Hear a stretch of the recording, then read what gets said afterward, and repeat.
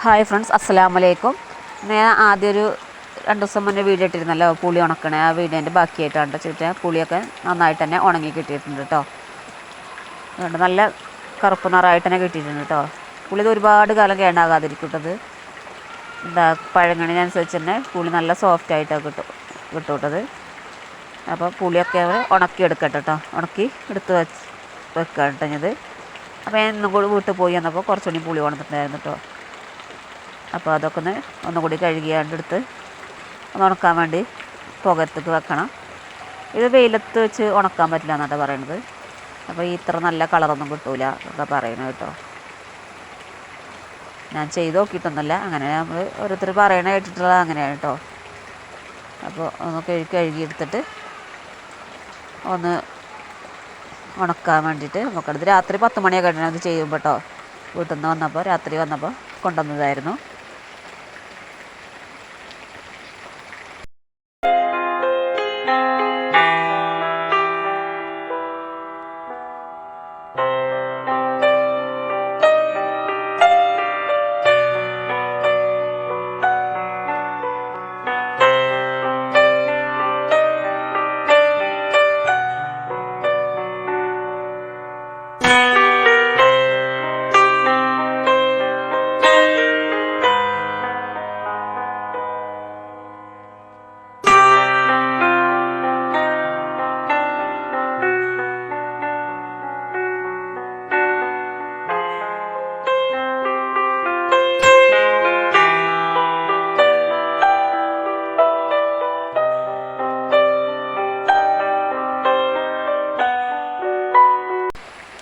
പുളിയൊക്കെ മുറിച്ചൊക്കെ എടുത്ത് കുരുവൊക്കെ കളഞ്ഞ് വേറെ വെച്ചിട്ടുണ്ട് കേട്ടോ. വേറെ ആക്കിയിട്ട് തോല് മാത്രം എടുത്തിട്ടുണ്ട് കേട്ടോ.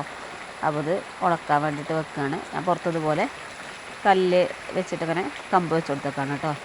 പിന്നെ രാവിലെ എഴുന്നേറ്റിട്ട് അടുക്കളയിലേക്ക് വന്നാൽ പിന്നെ ഫസ്റ്റ് ഞാൻ ഒരു ഗ്ലാസ് പച്ചവെള്ളം കുടിക്കും കേട്ടോ.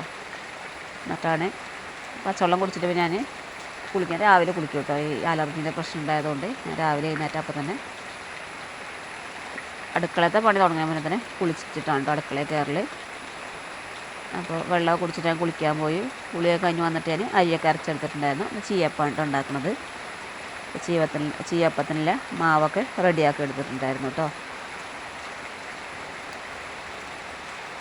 അപ്പോൾ അതിൻ്റെ ഇടയ്ക്ക് ഞാൻ നമ്മളെ പുളിക്കൊക്കെ ഒന്ന് പുകയിട്ടിട്ടുണ്ടായിരുന്നു. അപ്പോൾ ചീയപ്പൊക്കെ ചുട്ടെടുത്ത് ഉച്ചക്കത്തെ വീഡിയോ ഒന്നും എടുത്തിട്ടില്ല കേട്ടോ. അപ്പോൾ നിങ്ങൾക്ക് വീഡിയോ ഇഷ്ടപ്പെട്ടാൽ ലൈക്കും ഷെയറും സബ്സ്ക്രൈബും കമൻറ്റൊക്കെ ചെയ്ത് സപ്പോർട്ട് ചെയ്യണേ.